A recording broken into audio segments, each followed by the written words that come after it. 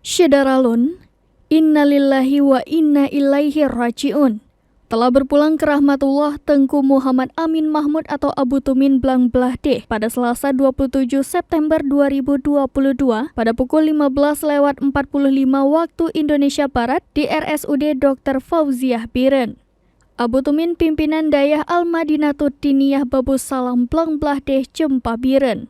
Dayah ini berdiri pada tahun 1890 oleh Tengku Haji Imam Hanafiyah yang merupakan kakek Abu Tumin. Abu Tumin adalah salah satu murid Abu Yamudawali dan Tengku Hasan Krungkale.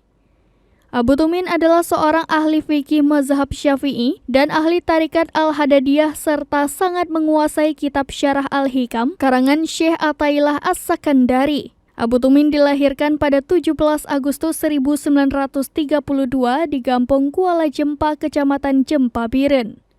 Pendidikan agamanya didapatkan dari dayah yang didirikan oleh kakeknya. Selain itu, ia juga belajar di Dayah Pulau Ridep, Kecamatan Jangka Biren, serta Dayah Darussalam Labuhan Haji Aceh Selatan. Setelah menempuh pendidikan selama 7 tahun, maka pada tahun 1959, Abu Tumin kembali ke kampung halamannya dan mengajar di dayah yang didirikan oleh kakeknya.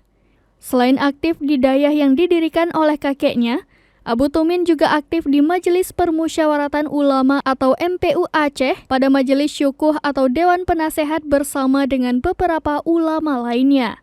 Selain itu, ia juga pernah menjabat sebagai Ketua Majelis Syuro Daerah Persatuan Tarbiyah Islamiyah atau Perti Aceh tahun 2002 sampai 2012.